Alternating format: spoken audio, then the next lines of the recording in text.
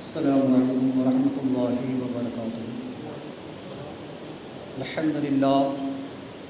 نحمدہ ونستعینہ ونستغفرہ ونؤمن بہ ونعوذ باللہ من شرور انفسنا ومن سیئات اعمالنا، من یهد اللہ فلا مضل له ومن يضلل فلا هادي له، ونشهد ان لا اله الا الله وحده لا شريك له، ونشهد أن سيدنا ومولانا محمدا عبده ورسوله. وقد قال الله تبارك وتعالى في القرآن المجيد والفرقان الحميد: أعوذ بالله من الشيطان الرجيم، بسم الله الرحمن الرحيم. قال ربنا إننا نخاف أن يفرط علينا أو أن يطغى، قال لا تخاف إنني معكم أسمع وأرى، فآتيه فقول إن رسول ربك فأرسل معنا بني إسرائيل ولا تعذبهم قد جئنك بآيات من ربك والسلام على من اتبع الهدى. صدق الله العظيم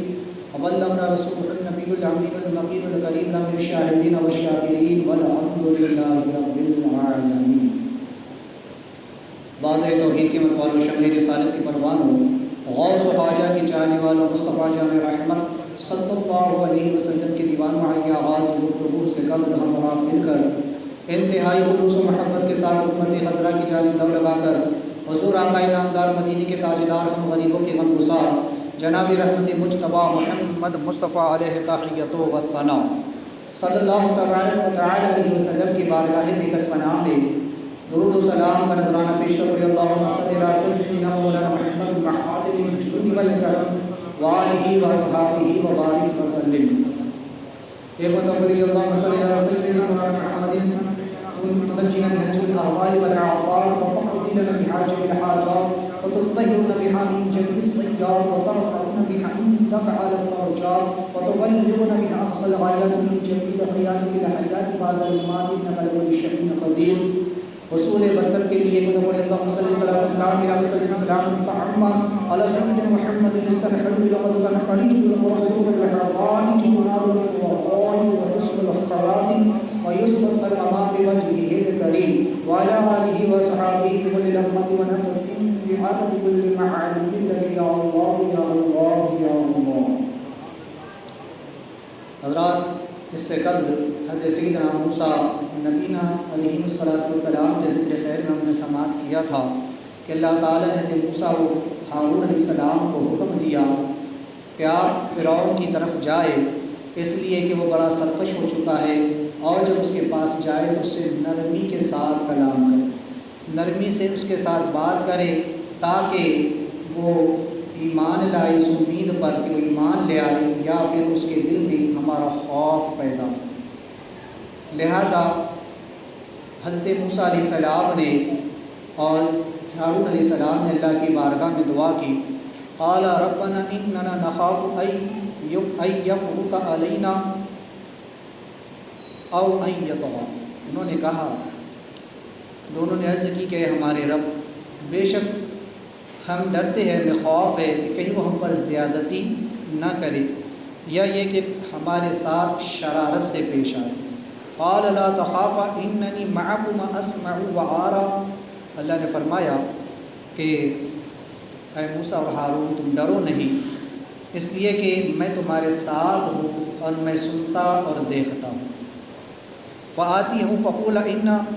رسول ربک فارسل معنا بنی اسرائیل، تو اس کے پاس جاؤ اور اس سے کہو کہ ہم تیرے رب کے بھیجے ہوئے ہیں، ہم رسول ہیں، تو تو اولاد یعقوب کو ہمارے ساتھ چھوڑ دے اور انہیں تکلیف نہ دے۔ قد جئنک بآیات من ربک، بے شک ہم تیرے پاس تیرے رب کی نشانی لے کر آئے۔ والسلام علی من اتبع الہدی، اور سلامتی اسے جو ہدایت کی پیروی کرے۔ حضرت موسیٰ و ہارون علیہ السلام سے جب اللہ تعالیٰ نے فرمایا کہ تم دونوں جاؤ اور جا کر فرعون تک ہمارا پیغام پہنچاؤ، تو ان دونوں نے اللہ کی بارگاہ میں عرض کی کہ ہمارے رب، ہمیں اندیشہ ہے، ہمیں خوف ہے، ایک ڈر ہے، ایک فکر ہے کہ کہیں وہ ہمارے پرانے جو ہے تو عمل پر جو مجھ سے قتل ہو چکا ہے اس پر وہ انتقام نہ لے، یا مجھ پر زیادتی نہ کرے، یا یہ کہ وہ ہمارے قتل کا منصوبہ نہ بنائے، یا کسی بہانے کی آڑ لے کر ہم دونوں کو قتل نہ کرا دیں، اگرچہ اس کا خوف انبیاء علیہ السلام کو نہیں ہوتا، مگر اس سے تبلیغ احکام الہیہ کا بد ہو جانا کا انہیں خوف تھا۔ یاد رکھیں، انبیاء علیہ السلام کو اپنی جان کا خوف نہیں ہوتا، انہیں اس بات کا ڈر نہیں تھا کہ ہم شہید کر دیے جائیں، کیونکہ شہادت یہ تو ایک اعلیٰ مقام ہے، ایک افضل ترین مقام ہے، جس کو پانے کے لیے، جس کو حاصل کرنے کے لیے ایک مومن سر وقف رہتا ہے، وہ کوشش میں لگا رہتا ہے کہ کاش مجھ کو شہادت کی موت آ جائے۔ تو انہیں انبیاء علیہ السلام کو دونوں کو، موسیٰ علیہ السلام اور ہارون علیہ السلام کو اس بات کا ڈر نہیں تھا کہ ہم شہید کر دیے جائیں، قتل کر دیے جائیں، کیونکہ یہ خوف تو اولیاء کو بھی نہیں ہوتا۔ قرآن نے کہا الا ان اولیاء اللہ لا خوف علیہم ولا هم یحزنون، کہ اللہ کے ولیوں کو نہ کوئی خوف ہے اور نہ کوئی ڈر، انہیں تو کوئی غم ہی نہیں ہے، کوئی خوف ہی نہیں ہے۔ خوف سے مراد یہ ہے کہ انہیں دنیا کا کوئی خوف نہیں ہے، انہیں دنیا کا کوئی ڈر نہیں ہے، انہیں آخرت کی انہیں کوئی فکر نہیں، اس لیے کہ انہوں نے اپنا سب کچھ خدا کے لیے وقف کر دیا، تو رب تعالیٰ انہی کا ہو گیا۔ اب جب رب جس کا ہو جائے اس کو کس کا ڈر؟ تو اولیاء کو جب ڈر نہیں تو انبیاء کو کیوں کا ڈر ہو سکتا ہے؟ تو انبیاء کو بھی کسی چیز کا ڈر نہیں تھا۔ موسیٰ علیہ السلام اور ہارون علیہ السلام کو فکر اس بات کی تھی کہ اگر ہم شہید کر دیے گئے تو پھر جو مقصد ہمارا ہے، ہم جس مقصد کے لیے مبعوث کیے گئے ہیں، رسول بنا کر بھیجے گئے ہیں، وہ مقصد ادھورا رہ جائے گا، وہ کام ادھورا رہ جائے گا، ہم لوگوں تک تبلیغ کا فریضہ انجام نہ دے سکیں۔ جس طریقے سے ایک باپ کو اپنی اولاد کی فکر ہوتی، ایک ماں کو اپنی اولاد کی فکر ہوتی، اگر ماں یا باپ کا اخیر وقت بھی آ جائے تو انہیں ایک فکر ہوتی ہے کہ ہمارے بعد ہماری اولاد کا کیا ہوگا، اگر ہم انتقال کر جائے، ہماری موت ہو جائے تو ہمارے بعد ہمارے بچوں کو کون دیکھے گا، ان کی پرورش کون کرے گا، ان کی تربیت کون کرے گا، ان کا خیال کون رکھے گا، تو انہیں فکر اس بات کی ہوتی ہے۔ تو انبیاء علیہ السلام اپنی امت کے حق میں بدرجے باپ کے ہوتے ہیں، امت انبیاء علیہ السلام کی دینی اولاد ہوتی ہے، تو انبیاء علیہ السلام کو یہ فکر ہوتی ہے کہ ہمارے بعد ہماری امت کا خیال کون رکھے، ان کی تربیت کون کرے گا۔ تو موسیٰ علیہ السلام اور ہارون علیہ السلام کو فکر اس بات کی تھی کہ اگر ہم شہید کر دیے گئے تو یہ تو بڑی خوشی کی بات ہوگی، بڑی مسرت کی بات ہوگی کہ رائے خدا میں قتل ہوئے، شہید ہو گئے، لیکن ہمارے بعد امت کا کیا ہوگا، بنی اسرائیل کا کیا ہوگا، ہمیں جو پیغام فرعون تک پہنچانا ہے، جو پیغام قبطیوں تک پہنچانا ہے، جو پیغام کفار و مشرکین تک پہنچانا ہے، اور بنی اسرائیل تک جو پیغام پہنچانا ہے، اور بنی اسرائیل کو جو ہمیں فرعون کی قید سے آزاد کرانا ہے، ان تمام مراحل کو جو حل کرنا ہے، ان تمام مسائل کو جو حل کرنا ہے، تو یہ ذمہ داریاں ادھوری رہ جائیں۔ انہیں فکر اس بات کی ہو رہی تھی، انہیں موت کا خوف نہیں تھا۔ انبیاء اولیاء کو موت کا خوف نہیں ہوتا، یہ تو ہم ہیں جو ڈرتے ہیں، ہم ہیں جو موت کی، ہمیں جو تو فکر ہوتی ہے کہ ایک دن ہمیں مر جانا ہے، تو کیا ہم مرنے سے بچنے کے لیے ہزاروں تدابیر کرتے ہیں کہ ہمیں موت نہ آئے، لیکن یاد رہے کہ موت دنیا کی ایک مسلمہ ترین حقیقت ہے، اس سے آ کر کے رہنا۔ اسی لیے عقل مندوں نے کہا، اولیاء نے کہا کہ ایسی موت مرنا، طبعی موت مرنے سے بہتر ہے کہ انسان شہادت کی موت مرے۔ مرنا تو ایک دن ہے ہی، جانا تو ایک دن ہے ہی، تو پھر کیوں نہ شہادت کی موت لے لی جائے، کیونکہ وہ ہمیشگی کی زندگی ہے، اس کے بعد ایک ایسی عظیم زندگی جس کا اعلان قرآن نے کیا ہے کہ تم ان کی زندگی کو سمجھ نہیں سکتے۔ ابھی ابھی بقرعید کا عظیم موقع ہمارے سامنے سے گزرا، جس میں ہزاروں لاکھوں جانور اپنی گردنیں خدا کے نام پر کٹا، اور امت کو ایک عظیم پیغام دے گئے کہ ہم تو خدا کے نام پر کٹ رہے ہیں، ہم تو خدا کے نام پر ذبح ہو رہے ہیں، ہم تو اللہ کے لیے اپنی گردنیں کٹا کر جا رہے مسلمانوں، تم کب اپنی گردنیں خدا کے حضور جھکاؤ؟ یہ عظیم پیغام انہوں نے ہمیں دیا۔ ایک جانور سے پیغام لینے کا وقت ہے ہمارے لیے کہ ایک جانور خدا کے نام پر تو گردن کٹا کر چلا گیا، لیکن اب تک مسلمان نہیں سمجھ پایا کہ ہمیں خدا کی بارگاہ میں گردن جھکا دینی۔ آج بھی عصمت رسول پر حملے ہو رہے ہیں، عزت رسول پر آنچ آ رہی ہے، تو ہمیں بھی اپنی گردنیں کٹانے کا وقت آ گیا۔ تو بہرحال انبیاء اولیاء کو یہ فکر نہیں ہوتی کہ ان کی جان چلی جائے، انہیں تو فکر ہوتی ہے کہ ہمارے بعد امت کا کیا، اس کی پرورش کون کرے گا، اس کی تربیت کون کرے گا، اسے احکام الہی کون پہنچائے گا، اسے جہنم سے کون بچائے گا، اسے جنت کی راہ پر کون لے جائے گا۔ یہ ہر نبی کو فکر ہوتی، حتیٰ کہ آقا کریم صلی اللہ تعالی وسلم کو بھی امت کی فکر کہ میرے بعد میری امت کا کیا ہوگا، میرے بعد میری امت کی جو تو کفالت کون کرے گا، اسے سیدھے راستے پر کون چلائے گا، اسے گمراہی کی طرف جانے سے کون بچائے گا۔ تو رب نے فرمایا کہ محبوب آپ خاتم النبیین ہے، اب سے پہلے جو انبیاء کو یہ فکر لاحق ہوتی تھی تو ہم ان کے بعد کسی نبی کو بھیج دیتے تھے جو ان کے فریضے کو آگے چلاتے، ان کی اس فکر کو ختم کر دیتے۔ محبوب ہم آپ کی اس فکر کو بھی ختم کیے دیتے کہ آپ کے بعد اگرچہ نبی نہ ہوگا لیکن آپ کی امت میں ہم ہر صدی پر ایک مجدد پیدا کریں، آپ کی امت میں یہ فریضہ آپ کے علماء انجام دیں گے، وہ امت کو گمراہ ہونے سے محفوظ کریں گے۔ آپ کی امت میں ہم ایسے اولیاء پیدا کریں گے جو اپنی نظر سے دین کو زندہ کریں گے۔ تو غرض کہ انہیں جو فکر ہوتی ہے وہ امت کی ہوتی ہے۔ تو یا موسیٰ و ہارون علیہ السلام کو امت کی فکر تھی کہ ہمارے بعد ان کا کیا ہوگا۔ تو رب تبارک و تعالیٰ نے فرمایا کہ انہوں نے کہا، ایک بات اور کہی موسیٰ علیہ السلام نے کہ اللہ تعالیٰ چونکہ ہمیں اس بات کا اندیشہ ہے کہ کہیں ایسا نہ ہو کہ ہم جب اس کے پاس جا کر کے اسے پیغام پہنچائے، تیرا حکم اسے سنائے، تو کہیں وہ اپنی سرکشی کی وجہ سے طیش میں نہ آ جائے، غصہ میں نہ آ جائے، تجھی کو گالی دینا نہ شروع کر دے، تجھے برا بھلا کہنا نہ شروع کر دے۔ تو اے مولا ہم سے برداشت نہ ہو سکے، ہم سے برداشت نہ ہوگا کہ کوئی تجھے برا بھلا کہے، کوئی تجھے گالی دے۔ موسیٰ علیہ السلام کا معاملہ یہ تھا کہ اگر کوئی انہیں برا بھلا کہتا تو آپ برداشت کر جاتے، آپ کے چہرے پر کوئی جو تو آثار نہ آتے رنج و غم، لیکن جب کوئی خدا کی شان میں گستاخی کرتا، جب کوئی کفر و شرک کرتا تو آپ کو فوراً جلال آ جاتا۔ آقا کریم صلی اللہ علیہ وسلم کی بھی یہی شان رہی، انبیاء علیہ السلام کا یہی خاصہ رہا کہ اپنے دشمنوں کو معاف کرتے رہے، لیکن اللہ و رسول کے دشمنوں کو معاف نہ کیا۔ جنہوں نے خدا کی شان میں گستاخیاں کی، جنہوں نے رسولوں کی شان میں گستاخیاں کی، جنہوں نے فرشتوں کی شان میں گستاخیاں کی، جنہوں نے احکام الہی کو جھٹلایا، جنہوں نے تکفیر کی، تکذیب کی، جنہوں نے کفر کیا، شرک کیا، ان پر انہیں بڑا غضب آتا ہے۔ قرآن نے کہا اشداء علی الکفار، کافروں پر بڑے سخت ہوتے تھے۔ تو چونکہ انبیاء علیہ السلام موسیٰ علیہ السلام کو یہاں فکر تھی، کہنے لگے کہ اللہ اگر یہ تیری جناب میں گستاخی کرے گا تو میں برداشت نہیں کروں گا، پھر کہ ایسا نہ ہو کہ میں اسی وقت آسے سے اس کو ختم کر دوں۔ تو اے اللہ اس معاملے میں تو مدد فرما۔ تو اللہ تعالیٰ نے فرمایا کہ قال لا تخافا اننی معکما اسمع وارا،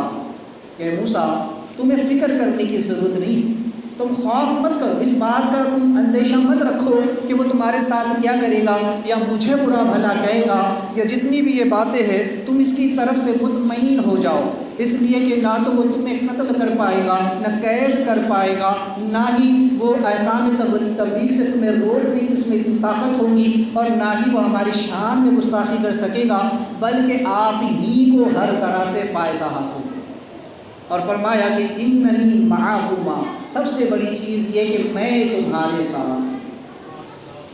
اللہ نے فرمایا کہ موسیٰ میں تمہارے ساتھ، یہ بہت بڑی بات ہے۔ اللہ کا یہ فرمانا کہ موسیٰ میں تمہارے ساتھ ہوں، چونکہ میں اس کا انشاءاللہ تشریح تو آگے بھی کروں گا جب وہ ایک مرتبہ آئے گا کہ موسیٰ علیہ السلام جب بنی اسرائیل کو لے کر کے چلے گئے مصر سے، تو اس وقت دریا پر ٹھہر جائیں گے، وہاں پر بھی اللہ تعالیٰ موسیٰ علیہ السلام کے ساتھ، بس وقت وہاں انشاءاللہ ایک نقطہ ذکر ہوگا۔ تو فی الحال یہاں اللہ نے فرمایا کہ اے موسیٰ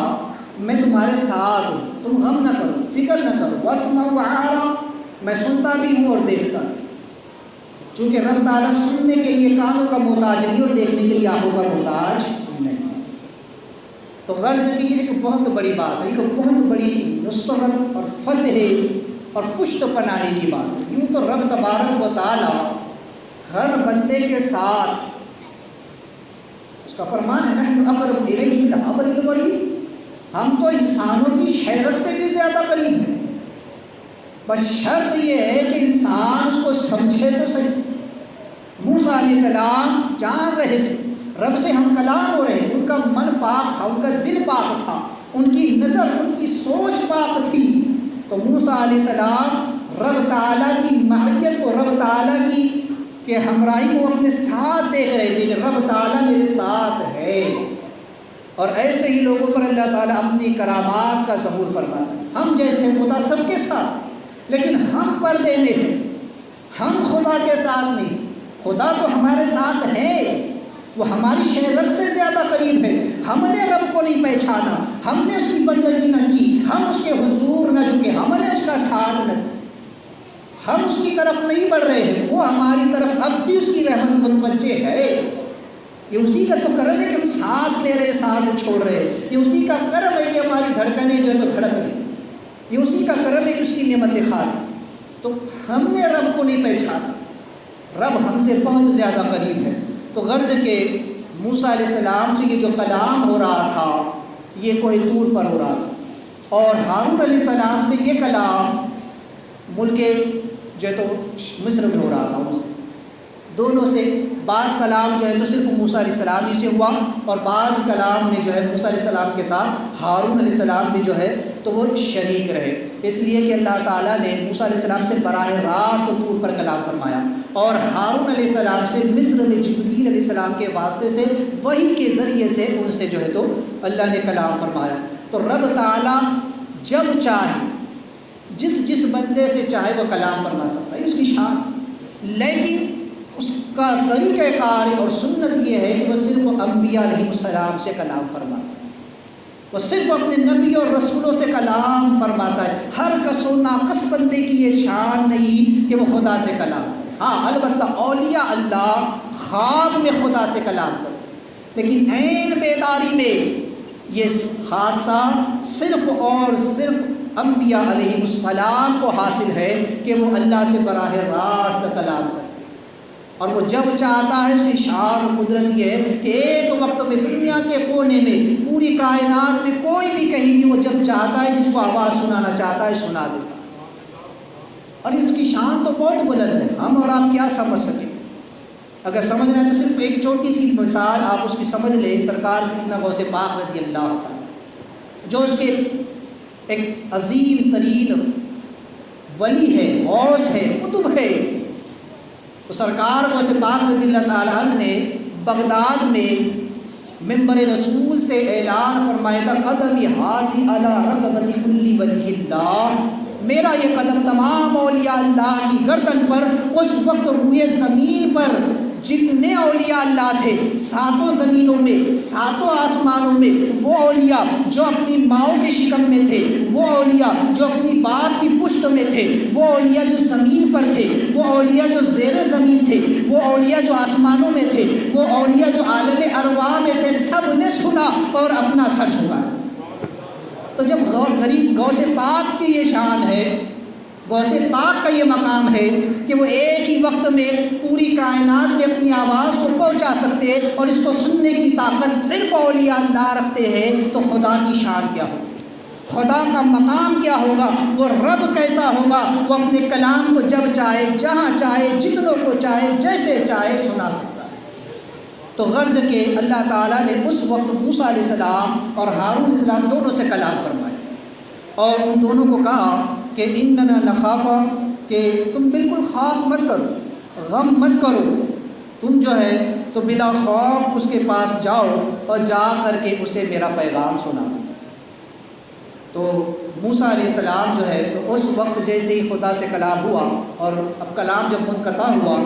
اور حکم ہو گیا کہ اب آپ جائیے، تو موسیٰ علیہ السلام وہیں سے فوراً چل پڑے۔ آپ کے پاس کوئی زیادہ راہ بھی نہیں تھی، پیدل ہی آپ چل پڑے، لہٰذا چونکہ کلام الہی کی لذت سے موسیٰ علیہ السلام اس قدر سرشار ہو چکے تھے، خدا سے کلام کی جو لذت محسوس ہوئی تھی اس میں ایسے گم ہو گئے تھے کہ آپ کو اور چیزوں کی طرف آپ کی توجہ نہ رہے، خیال تک نہ رہا، لہٰذا فوراً آپ مصر کی طرف چل پڑے۔ لہٰذا اس وجہ سے آپ کو 5 دشواریاں راستے میں جو ہے تو پیش آئی۔ سب سے پہلی یہ کہ آپ کو راستے کی بظاہر خبر نہ ہو سکے کہ کس راستے سے آپ کو ہو کر کے جانا ہے۔ دوسرا یہ کہ زاد راہ، یعنی کہ سفر کے دوران جن چیزوں کی ضرورت تھی کھانے پینے کے لیے وہ آپ کے پاس نہیں تھی، لہٰذا راستے ہی میں اگر کوئی پھل فروٹ وغیرہ کہیں مل جاتے تو وہی کھا لیتے یا پھر آپ بھوکے رہتے۔ تیسرا یہ کہ آپ کے پاس سواری کا کوئی جانور موجود نہ تھا، پیدل آپ کو جو ہے تو سفر کرنا پڑا۔ چوتھا یہ کہ کوئی سامان آپ کے پاس نہ تھا سوائے آپ کے عصا کے، کہ وہی سفر میں آپ کے ساتھ تھا، جب آپ کو بھوک لگتی کہیں سے آپ پتے پھل وغیرہ اسی سے جھاڑ لیتے کھا لیتے، جب دھوپ ہوتی تو اسی پر اپنا کپڑا ٹانگ کا سایہ کر لیتے یا پھر اسی کو تکیہ بنا کر اسی پر آرام فرما لیتے۔ اور اس کے بعد جو ہے تو 5واں یہ کہ آپ جو ہے تو راستہ چونکہ بھول چکے تھے، خیال نہیں تھا، اس لیے 1 دن کا سفر 3 دن میں جو ہے تو آپ نے طے فرمایا۔ لہٰذا ادھر اللہ تعالیٰ نے حضرت ہارون علیہ السلام کی طرف وہی فرمائی کہ موسیٰ آ رہے ہیں، ان کے استقبال کے لیے آپ مدین والے راستے پر پہنچ جائیں۔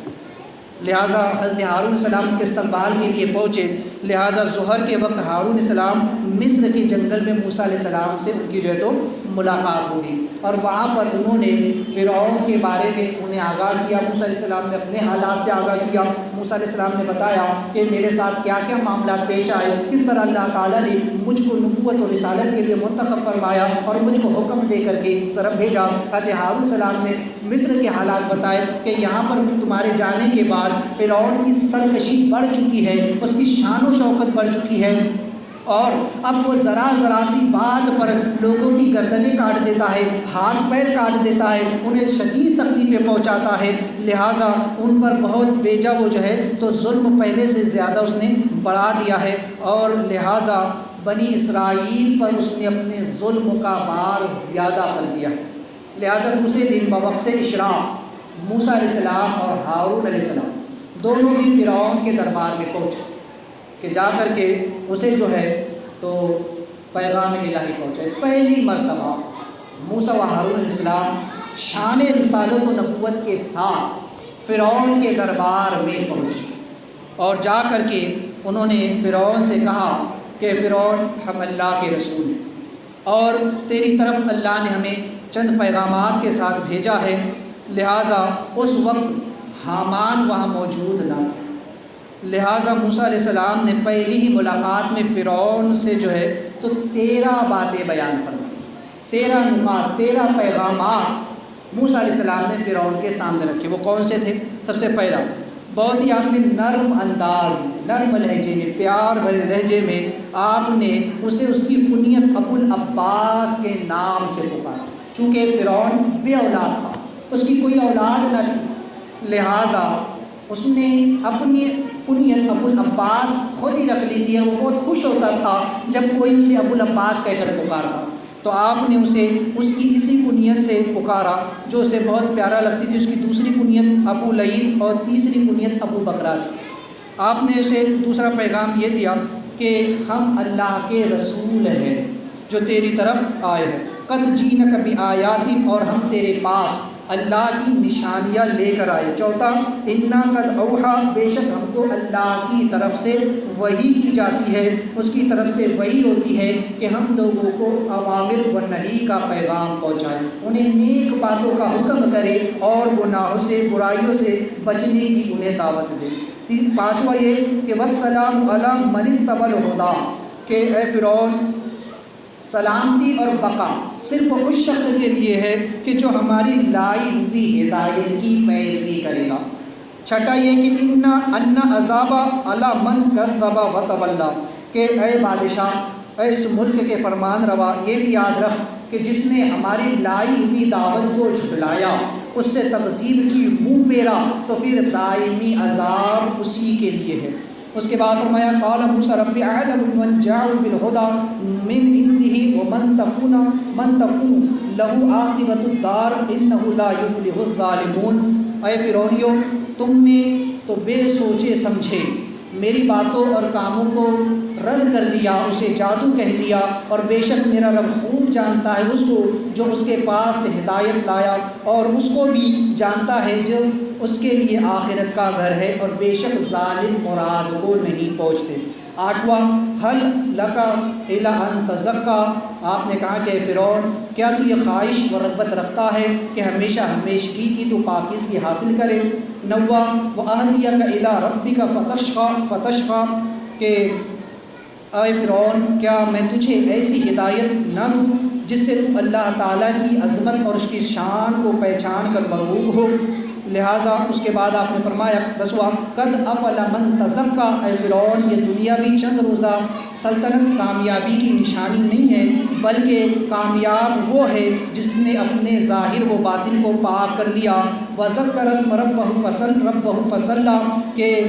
اور کامیاب وہی ہوا جس نے اپنے رب کی یاد باقی رکھی اور ذکر الہی کے لیے نماز پڑھتا رہا۔ اور 12واں یہ کہ پھر آپ نے اس کے درباریوں سے مخاطب ہو کر فرمایا بل تؤثرون الحیات الدنیا، کہ اے بے وقوفو تم دنیا کی زندگی کو پسند کر بیٹھے جبکہ یہ عارضی فانی مصیبتوں بھری غربتوں اور ذلتوں بھری ہے، یہ تو طغیانیات نفسانیت اور شیطانیت سے بھری ہوئی ہے۔ 13واں وللآخرۃ خیر وابقیٰ، کہ اصل اور زندگی جو ہے مزیدار زندگی جو ہے باقی زندگی جو ہے وہ آخرت کی ہے جو خیریت والی ہے اور ابدالآباد تک جو ہے تو وہ رہنے والی۔ اس طرح موسیٰ علیہ السلام نے فرعون کو نصیحتیں فرمائی۔ اس وقت حامان وہاں موجود نہ تھا۔ بعض روایتوں کے مطابق فرعون اور اس کے درباریوں پر موسیٰ علیہ السلام کی نصیحتوں کا اثر ہوا۔ اس وقت فرعون ایمان کی طرف قدرے مائل ہوا، اس کا دل ایمان کی طرف راغب ہوا، لیکن حامان کے نہ ہونے کی وجہ سے اس نے تو یہ کہہ دیا کہ ابھی یہاں حامان موجود نہیں ہے، اس لیے جب تک میں اس سے مشورہ نہ کروں میں کوئی جواب نہ دوں گا۔ جبکہ اس کے درباریوں میں سے 80 قبطی جو تھے کافر وہ ایمان لے آئے، لیکن اپنے ایمان کو انہوں نے چھپا کر کے رکھا، نہ فرعون سے اس کا ذکر کیا، نہ آپس میں ایک دوسرے سے کسی سے اس نے ذکر کیا۔ صرف موسیٰ علیہ السلام کو خبر تھی کہ وہ 80 لوگ کون ہیں جنہوں نے ایمان لایا، تو موسیٰ علیہ السلام کے پاس جا کر انہوں نے اپنے ایمان کا فرداً اقرار کیا تھا اور کہا تھا کہ آپ ہمارے ایمان کا جو ہے تو کسی کے سامنے ذکر نہ کریں۔ تو موسیٰ علیہ السلام جانتے تھے کہ وہ 80 لوگ کون ہیں جو صرف ایمان لائے ہیں۔ اور فرعون نے موسیٰ علیہ السلام سے کہا تھا ایک بات کہ آپ اپنے آپ کو رسول کہتے۔ تو ایک چیز تو یہاں یہ بھی تھی کہ فرعون نے پہلے تو یہ جواب میں سے کہا کہ ہم تیرے رب کی طرف سے رسول بن کر آئے، تو کہنے لگا خدا تو میں ہوں، رب تو میں ہوں، پھر رسول کیسے تم بن کر آئے؟ کہ میرا بھی کوئی خدا ہے، کہ میرے اوپر بھی کوئی رب ہے؟ تو اس نے ایک اعتراض یہ کیا جس کا جواب آ گیا ہے۔ دوسرا یہ کہ اس دور میں مصر کے کفار و مشرکین سورج کو دیوتا مانتے تھے، اسے خدا اور الہ سمجھتے تھے، تو فرعون خود اپنے آپ کو سورج کا اوتار کہتا تھا کہ میں سوریہ دیوتا کا اوتار۔ اور پھر یہ کہ جب موسیٰ علیہ السلام نے اس سے کہا کہ ہم تیرے رب کی طرف سے رسول بن کر کے آئے ہیں، تو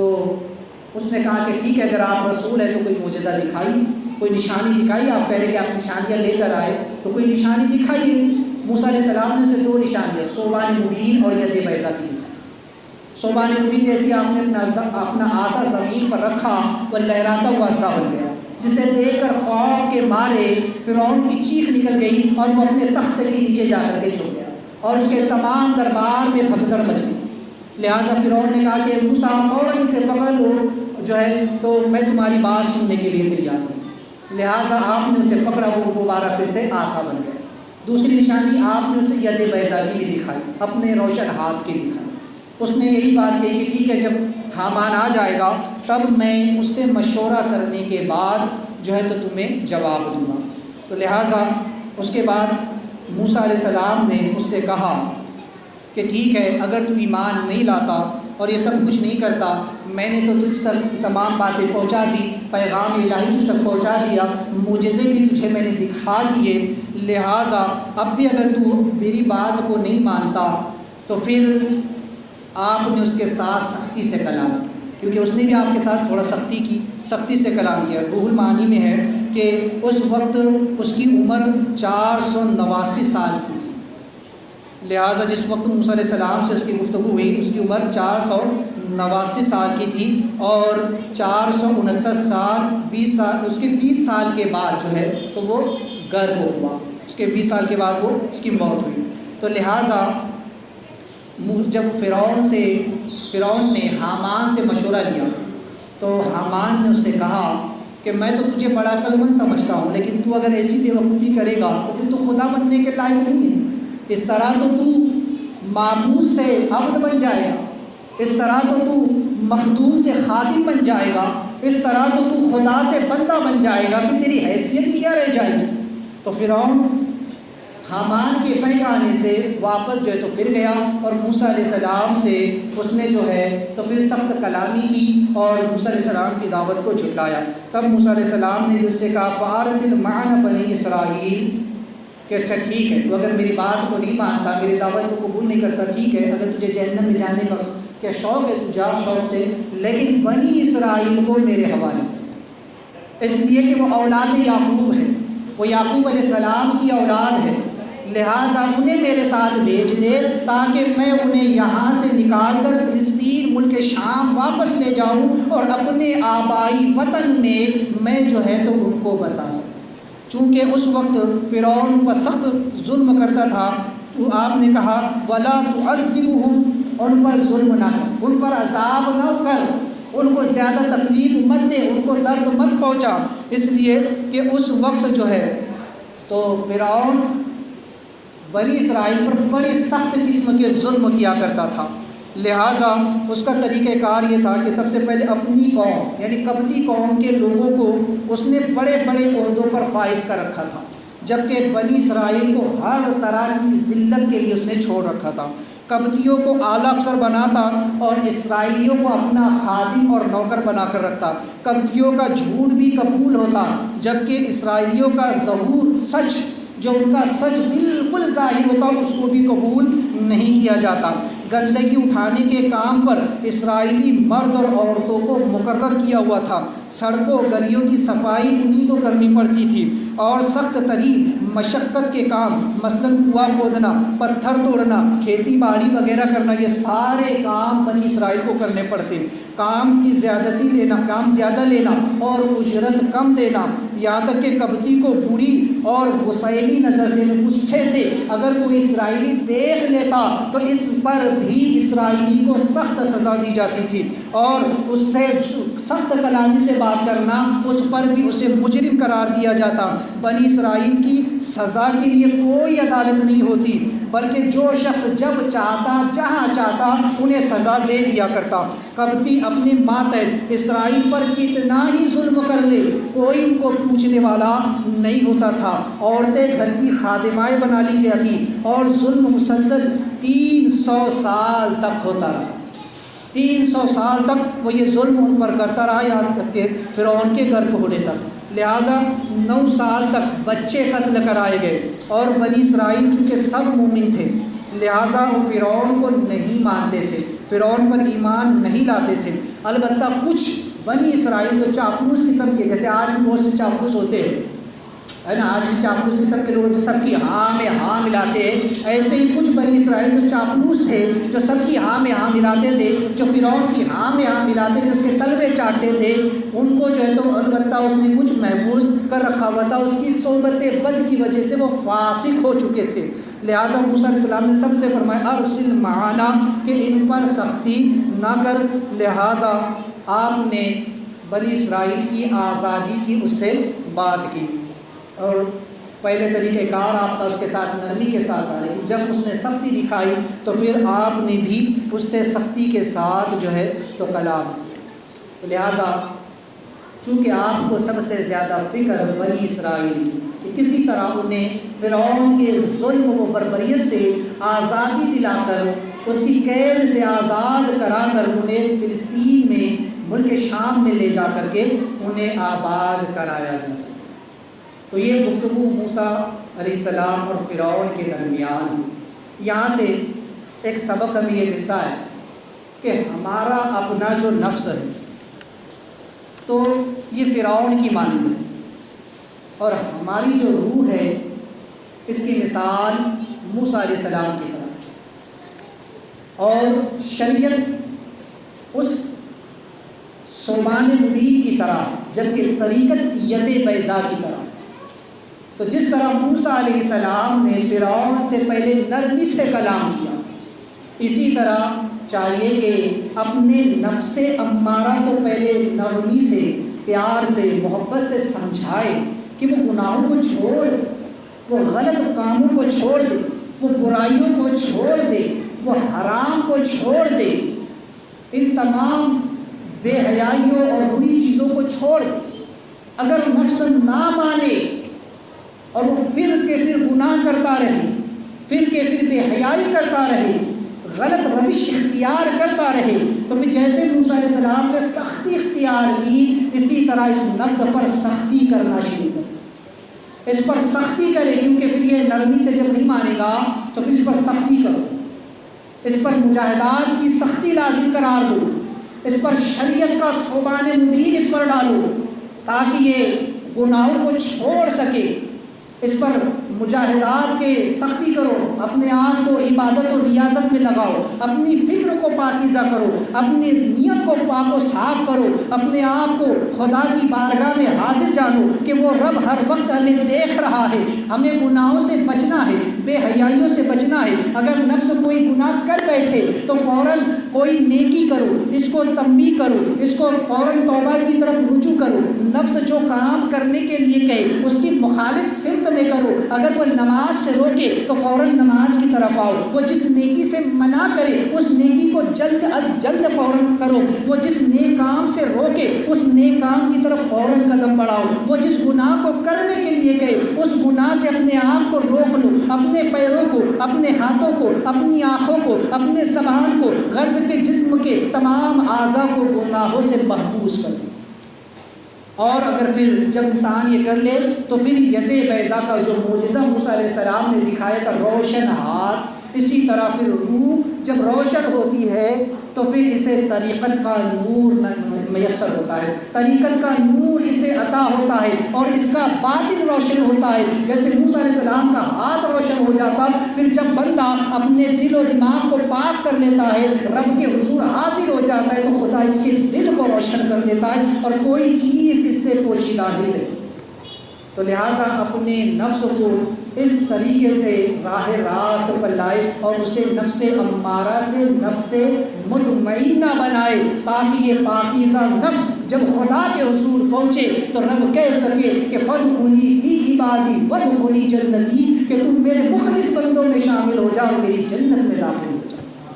تو اپنے نفس کو سے ہمیں لڑنا ہے۔ نفس ایک فرعون کی طرح جو انسان کو غرق کر دیتا، جس طرح فرعون سمندر میں غرق ہوا، یہ نفس انسان کو اپنے ساتھ خواہشات کے سمندر میں ڈبانا چاہتا ہے۔ یہ نفس امارہ انسان کو لذتوں کے سمندر میں ڈبا دیتا ہے، یہ نفس امارہ انسان کو شہوتوں کے سمندر میں ڈبا دیتا ہے۔ تو اپنے آپ کو اس سمندر میں، شہوت کے، لذت کے، خواہشات کے سمندر میں غرق ہونے سے اگر بچانا ہے تو اس نفس کو نفس امارہ سے نفس مطمئنہ بنانا، اور اگر ایسا نہ کیا تو پھر یہ نفس ہمیں برباد کر دے گا، یہ ہمیں اس سمندر میں ڈبو دے گا، اور پھر ایسے انسان کا انجام قیامت میں بڑا دردناک ہے۔ ان بطش ربک لشدید، بے شک پھر رب کا عذاب بڑا سخت ہے۔ اللہ تبارک و تعالیٰ اپنے حبیب پاک صاحب اللہ صلی اللہ علیہ وسلم کے صدقہ تو پھر ہم تمام کو حق کہنے، سننے، اس پر عمل کرنے کی توفیق عطا فرمائے۔ حضرات، چونکہ نماز کے مسائل کا بھی سلسلہ شروع تھا اور اس ضمن میں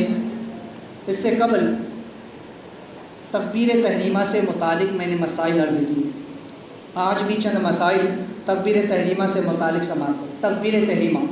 یعنی پہلی تکبیر اللہ اکبر کہہ کر جو نماز شروع کی جاتی ہے اسے تکبیر تحریمہ کہتے ہیں۔ تو تکبیر تحریمہ کہنے کے بعد فوراً بعد ہاتھوں کو باندھ لینا سنت ہے۔ بعض لوگ کیا کرتے ہیں، تکبیر اللہ اکبر کہہ کے ہاتھ چھوڑ دیتے ہیں، تو یہ خلاف سنت ہے، بلکہ تکبیر کہہ کے فوراً ہاتھ کو جو ہے تو باندھ لیا جائے۔ اور اسی طرح اگر کوئی شخص کسی عذر کے سبب سے اپنے ہاتھوں کو کان تک نہ اٹھا سکے تو اس کے لیے معافی ہے۔ اگر کسی کے ہاتھ میں اتنا درد ہے یا لقوہ لگا ہوا ہے، کوئی ایسا مرض ہے کہ وہ ہاتھ کانوں تک نہیں اٹھا سکتا، کوئی عذر شرعی ہے، تو اس کے لیے معاف ہے، ورنہ پھر سنت کا ترک ہوگا اور اس کی ادائیگی کا اس کو ثواب نہ ملے گا۔ مقتدی اور اکیلے شخص کے لیے، جو شخص اکیلے نماز پڑھ رہا ہے یا مقتدی جو امام کے پیچھے نماز پڑھ رہے ہیں، ان کے لیے تکبیر تحریمہ اتنی آواز سے کہنا شرط ہے کہ کم از کم ان کے کان خود سنیں۔ بعض لوگ زور سے بولتے ہیں، تو زیادہ زور سے بھی نہ بولے، خلاف سنت۔ مقتدی کے پیچھے، امام کے پیچھے مقتدی کچھ لوگ ہوتے ہیں جو زور سے اللہ اکبر یا زور سے سبحان ربی العظیم سبحان ربی الاعلیٰ پڑھتے ہیں۔ اتنی بھی زور سے نہ پڑھے کہ آزو بازو والے کو اپنی وجہ سے تکلیف، اپنی بس اتنا ہو کہ اپنے کان خود سن سکے، اپنی آواز اپنے کانوں تک آئے۔ بعض لوگ وہ ہوتے ہیں کہ جو اتنی دھیرے بولتے ہیں کہ ان کے خود کو سنائی نہیں پڑتا ہے، بس میں منہ کے ہاتھ اٹھایا کر لیا، دل کے دل میں اللہ اکبر کہہ لیا۔ تو زبان سے تکبیر تحریمہ چونکہ یہ فرض بھی ہے اور واجب بھی ہے، اس لیے اس میں اتنی آواز کا ہونا شرط ہے کہ اپنے کان خود سن لیں۔ البتہ تکبیر انتقالی، تکبیر تحریمہ کے علاوہ جتنی بھی تکبیر اللہ اکبر نماز میں کہا جاتا ہے، رکوع میں جانے کے لیے، سجدہ میں جانے سے لیے، سجدہ سے اٹھنے کے لیے، رکوع سے وغیرہ سے، تو اس میں جو تکبیریں کہی جاتی ہے وہ تکبیر انتقالی ہے، وہ کہنا سنت ہے۔ اگر کسی نے اس میں جو ہے تو چھوڑ دیا تو خلاف سنت کیا، اگر امام بھول گیا کہنا تو خلاف سنت ہوا۔ لہٰذا تکبیر تحریمہ